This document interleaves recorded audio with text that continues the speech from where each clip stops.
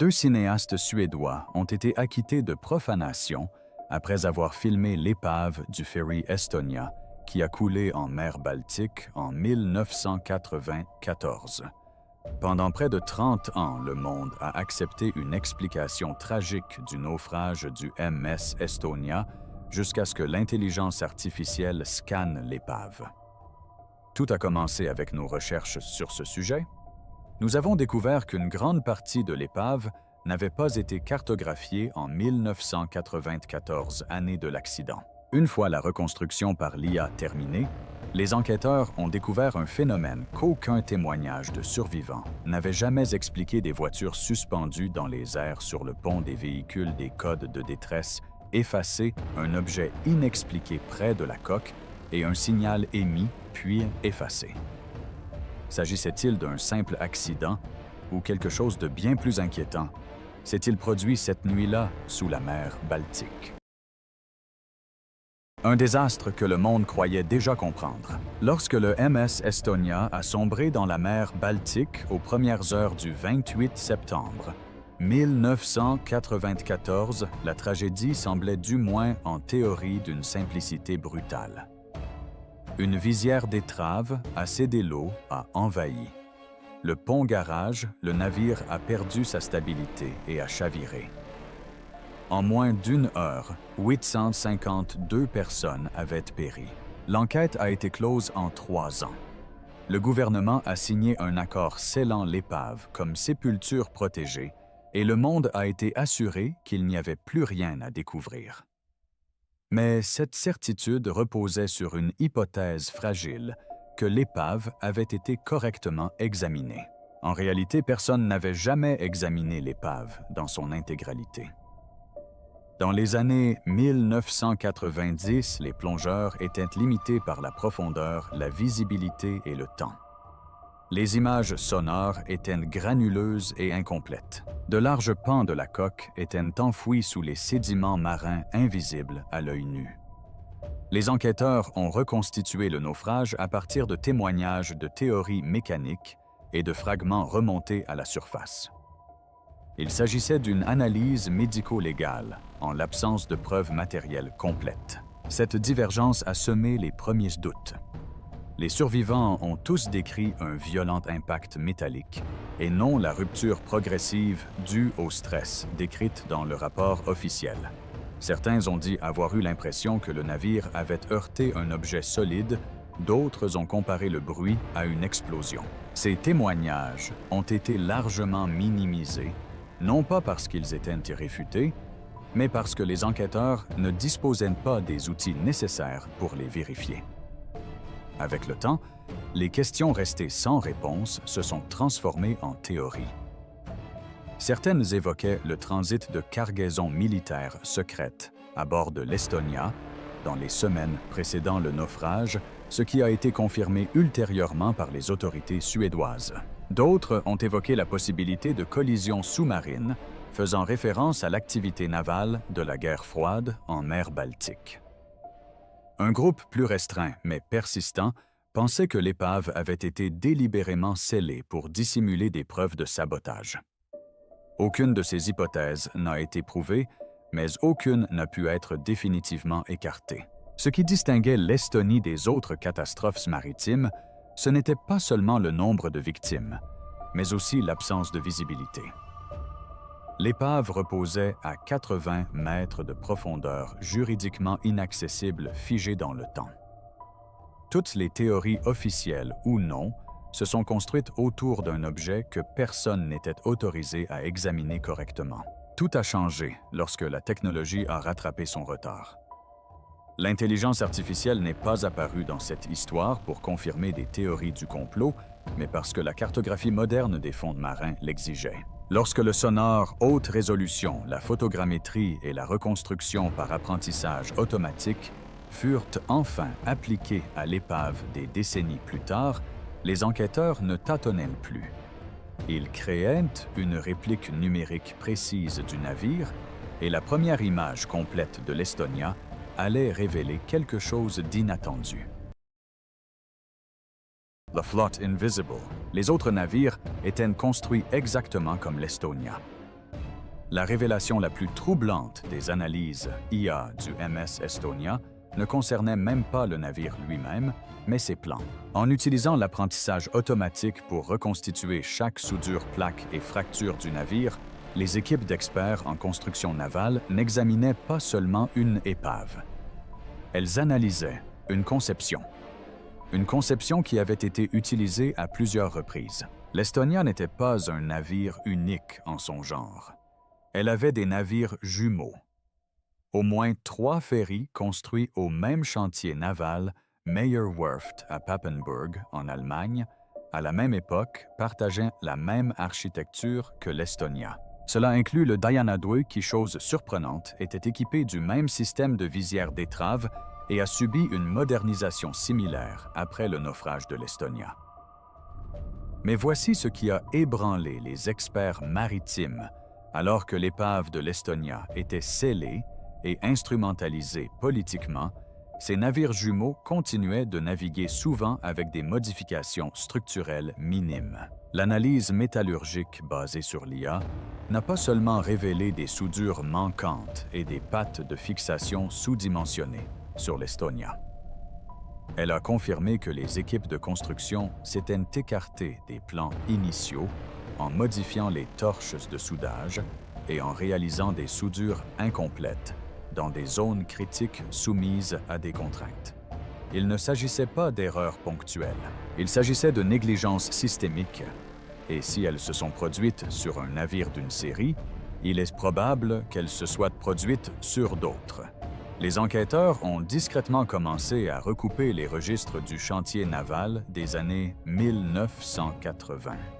Un rapport interne a noté que les points faibles structurels de la visière d'étrave de l'Estonia, notamment les charnières sous-dimensionnées et les barres de support inférieures manquantes, n'avaient jamais été signalés dans les listes de contrôle de production.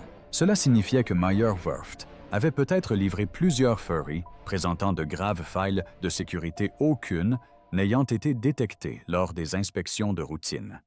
Plus inquiétant encore, plusieurs de ces navires jumeaux étaient toujours en service jusque dans les années 2010, empruntant des itinéraires modifiés ou opérant sous d'autres noms.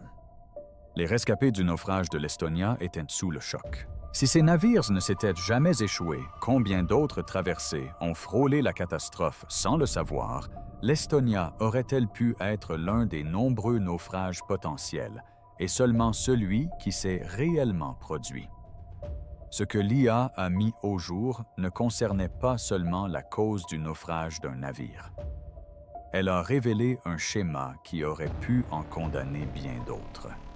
De fait, certains historiens maritimes considèrent désormais le naufrage de l'Estonia non pas comme un événement isolé, mais comme le seul de sa classe à avoir eu la malchance de se briser lors de la pire tempête possible.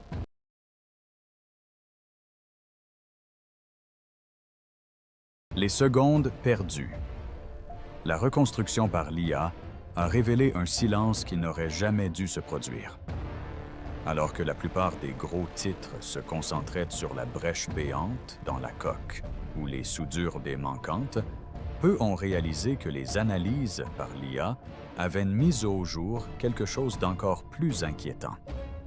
Une coupure totale des communications qui a duré juste assez longtemps pour sceller le destin de centaines de personnes. Ce ne sont pas seulement les dégâts qui ont causé le naufrage de l'Estonia, mais aussi ce qui ne s'est pas produit dans les dernières minutes. Grâce à des enregistrements audio horodatés des données radar provenant de navires voisins et la reconstitution des instruments de la passerelle des systèmes d'intelligence artificielle ont permis aux enquêteurs de reconstituer les 15 dernières minutes de la vie de l'Estonia, seconde par seconde. Leurs découvertes furent à la fois stupéfiantes et tragiques.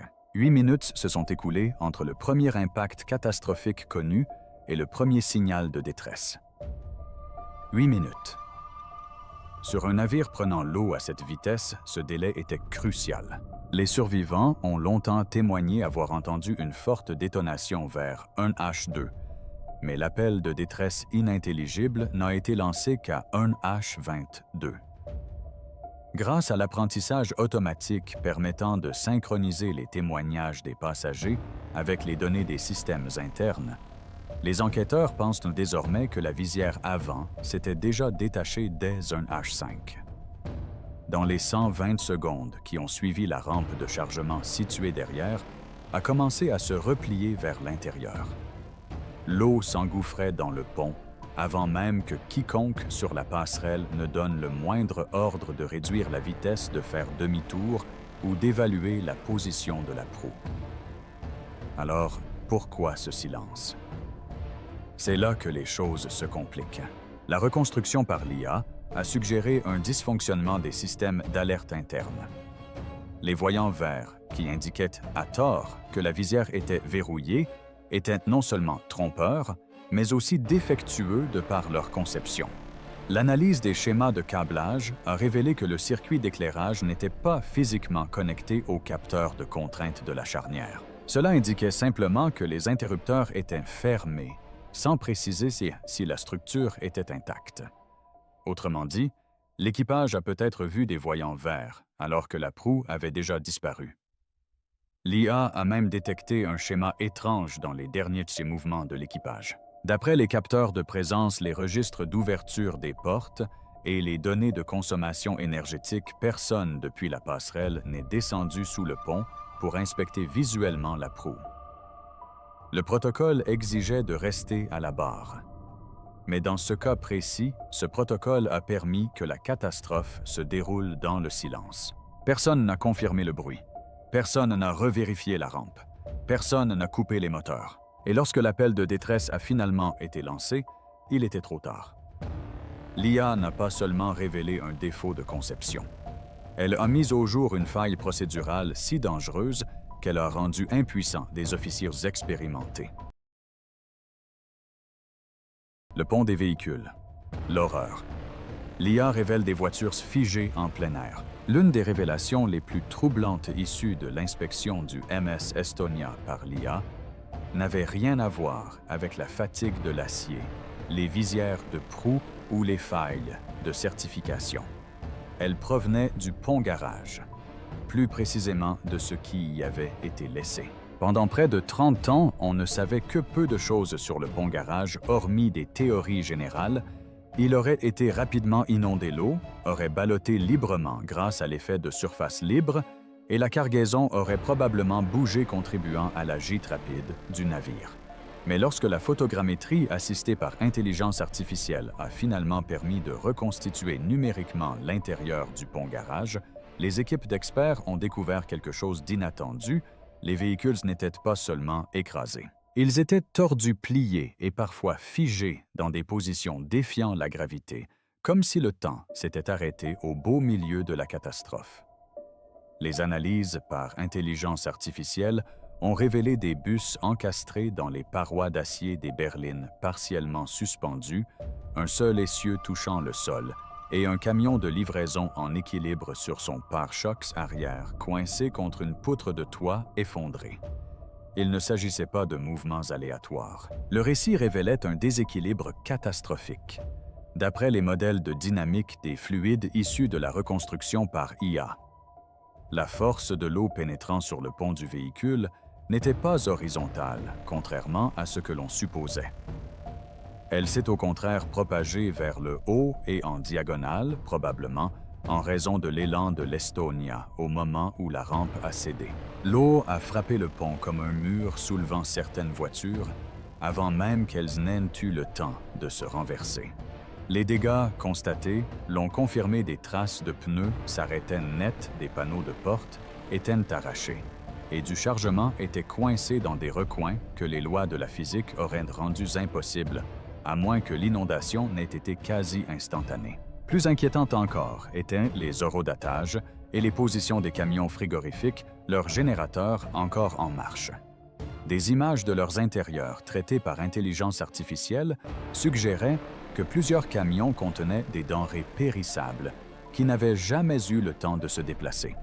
Autrement dit, elles étaient immergées alors qu'elles étaient encore à la verticale sans jamais avoir quitté la zone de chargement.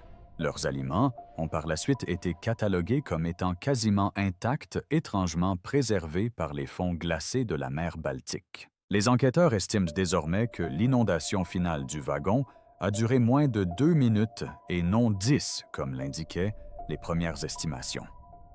Ce simple fait change la donne quant à l'ampleur de la tragédie. Les passagers ont eu beaucoup moins de temps pour s'échapper qu'on ne le pensait. La soudaineté de l'événement confirmée par la position anormale des véhicules expliquait pourquoi tant de personnes n'avaient jamais pu quitter leur cabine. Le navire n'avait pas simplement coulé, il s'était effondré sur lui-même, une implosion hydraulique masquée par l'obscurité.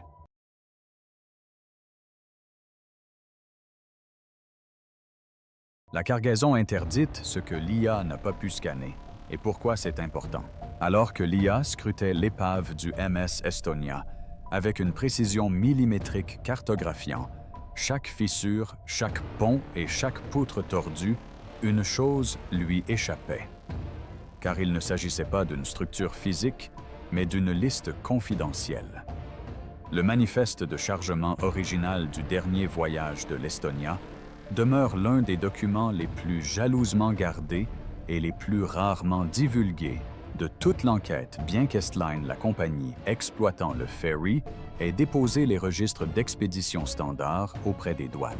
Des éléments du dossier, notamment concernant les véhicules voyageant sous couvert d'une exemption diplomatique, ont été expurgés ou omis des rapports publics. Ce seul fait pourrait ne pas susciter d'inquiétude jusqu'à ce que l'on se souvienne des révélations faites par des lanceurs d'alerte suédois au début des années 2000. Des transports militaires avaient eu lieu à bord de l'Estonia des semaines avant le naufrage, et il ne s'agissait pas de n'importe quelle cargaison des technologies classifiées d'origine soviétique destinées aux services de renseignement occidentaux. L'administration suédoise du matériel de défense FMV l'a admis par la suite, sous la pression publique, mais a insisté sur le fait que cela n'avait aucun lien avec le naufrage. Pourtant, les survivants n'en étaient pas si sûrs. Plusieurs passagers avaient rapporté avoir vu des camions militaires et des fourgonnettes banalisées chargées sur le pont de garage à Tallinn le jour du drame. Leurs descriptions ne correspondaient pas au registre de chargement publié. Certains camions n'avaient apparemment pas de plaque d'immatriculation. D'autres étaient escortés par des gardes armés en civil. Pourtant, aucune de ces entrées ne figure dans le registre officiel des douanes estoniennes. C'est là que les analyses par IA reprennent toute leur importance. Lors de l'étude en eau profonde menée entre 2021 et 2023, plusieurs silhouettes de véhicules ont été identifiées sans qu'il soit possible de les associer au numéro d'immatriculation ou aux documents d'expédition répertoriés. Ces débris ont été découverts près de l'avant du pont-garage, à l'endroit précis où l'inondation initiale avait été la plus violente. Dans un cas, l'imagerie photogrammétrique de l'IA a révélé la présence d'un châssis de véhicule blindé et non d'un bus ou d'un camion civil. Ce véhicule était tellement déformé par l'effondrement de la rampe que son contenu n'a pas pu être récupéré. Mais cela soulevait une question troublante. Y avait-il à bord quelque chose de précieux à dissimuler? Certains pensent que cette cargaison mystérieuse pourrait expliquer l'urgence du secret initial, la précipitation diplomatique à déclarer, le site interdit d'accès et la rapidité inhabituelle avec laquelle l'accès à l'épave a été criminalisé. D'autres vont plus loin suggérant que l'Estonia est devenue une cible non par accident, mais en raison de sa cargaison. Aucune preuve n'a jamais démontré de sabotage. Les analyses de l'IA ont bien écarté l'hypothèse d'explosions externes. Mais le véhicule que l'IA n'a pas pu identifier, il demeure intact, non ouvert, et fait l'objet d'un silence officiel. L'objet près de la coque, ce qui se trouvait à côté de l'Estonia, a stupéfié les enquêteurs. Alors que les analyses par intelligence artificielle du MS Estonia se concentraient principalement sur la coque, la structure intérieure et les dommages au pont des véhicules, une découverte inattendue a failli échapper aux enquêteurs jusqu'à ce que l'imagerie sonore la révèle. À quelques mètres seulement de la coque tribord, partiellement enfouie dans les sédiments, gisait un objet métallique non identifié. Au premier abord, il semblait faire partie de la structure déchirée de l'Estonia. Mais lorsque les analystes ont superposé les plans originaux au modèle tridimensionnel généré par l'IA, une incohérence est apparue. L'objet ne correspondait à aucun élément connu du navire. Long d'environ 2,5 mètres de forme cylindrique, il présentait un corps segmenté et des protubérances symétriques en forme d'aileron, du type de celles que l'on trouve sur des munitions sous-marines ou du matériel de plongée en eau profonde et non sur des ferries de passagers.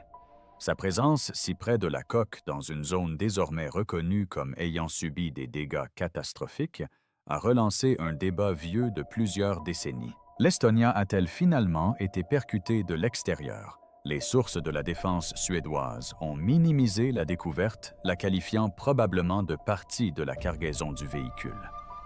Mais des analyses métallurgiques ont révélé qu'elle était composée d'un alliage de titane, un matériau peu courant dans les camions de marchandises ou les voitures particulières des années 1990, mais très répandu dans les équipements militaires, notamment les enveloppes de torpilles ou les drones de surveillance navale. Ce qui a épaissi le mystère, c'est sa position juste à l'extérieur de la brèche qui s'étend sur près de 40 mètres le long de la coque tribord. Les enquêteurs ont rapidement précisé que l'IA avait déjà confirmé que la déchirure était due à l'impact avec le fond marin, mais que cet objet n'était pas enfoui sous l'épave. Il reposait à côté intact sans avoir été dérangé. Faisait-il partie d'une cargaison militaire jamais répertoriée sur le manifeste? Était-ce une relique de la guerre froide, gisant au fond de la mer, ou plus controversée encore? Avait-il joué un rôle dans les derniers instants du naufrage? Car c'est là que l'histoire devient plus étrange. Une carte navale soviétique déclassifiée des années 1980, utilisée comme référence dans le cadre de l'enquête, indiquait que la zone du naufrage de l'Estonia était un couloir d'essai actif pour les équipements sous-marins. La mer Baltique étroite et peu profonde comparée à d'autres mers était utilisée depuis longtemps par les marines de l'OTAN et du Pacte de Varsovie pour tester des submersibles, des drones de contre-mesure et des bouées sonores non dérivantes. Le code de sécurité effacé, le signal émis, puis disparu. Lors de la réanalyse assistée par l'IA des dernières heures de l'Estonia, l'attention s'est principalement portée sur les dommages matériels, les brèches dans la coque, la défaillance des viseurs et les schémas d'envahissement des voies d'eau. Mais enfouis dans les métadonnées des journaux de bord et des données de communication, les chercheurs en IA ont découvert un élément qui, sans pour autant endommager le navire, a créé une brèche importante dans la chronologie des événements. À 1H12 précise 3 minutes avant l'extinction des feux et 10 minutes avant le chavirage, les systèmes de bord de l'Estonia ont déclenché un signal enregistré sous le nom de Code Sierra Bravo. Pour la plupart des observateurs, il s'agissait d'un simple dysfonctionnement. Le rapport officiel n'a jamais fait mention d'un tel code. Cependant, dans le jargon des situations d'urgence navale, Sierra Bravo désigne dans certains milieux de la sécurité maritime une violation de la sécurité d'une cargaison ou une infraction au protocole relatif aux envois spéciaux. L'Estonia était un ferry civil. Il n'aurait absolument pas dû être capable d'émettre un tel code. Pourtant, il a été brièvement capté par une station de surveillance côtière estonienne et partiellement relayé vers un poste d'écoute suédois. En quelques secondes, elle a disparu des journaux de communication. Ni écraser ni supprimer une transmission unique et brève d'une durée de moins de 2 secondes chiffrée et signalée pour un relais prioritaire. C'est là que l'IA est intervenue. Grâce à l'analyse forensique numérique, les analystes ont reconstitué la file d'attente des messages internes du navire et ont découvert qu'un script automatisé était configuré pour supprimer les signaux de détresse émis en l'absence d'accusé de réception. Autrement dit, si le code restait sans réponse, il était effacé. Ce comportement n'était pas conforme au protocole standard. Alors, qui a programmé l'opération d'élimination? Et surtout, quel système à bord de l'Estonia a déclenché l'envoi de Sierra Bravo? La seule réponse réside dans une couche hautement classifiée du logiciel d'exploitation de l'Estonia hérité de l'une de ses anciennes identités. Avant de s'appeler Estonia, elle était la Silja Star, et avant cela, la Viking Sally, un navire qui, selon des documents déclassifiés du registre maritime de la guerre froide, a été brièvement équipé de systèmes de transport de cargaison sécurisés durant ses premières années de service.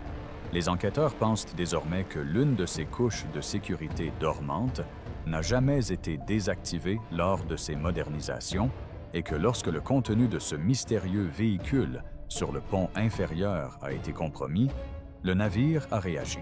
Mais aucune réponse ne vint, aucun drapeau ne fut hissé le signal disparu, et avec lui peut-être le dernier indice sur ce que transportait l'Estonie cette nuit-là, et sur les raisons pour lesquelles 852 personnes ne survécurent jamais jusqu'au matin.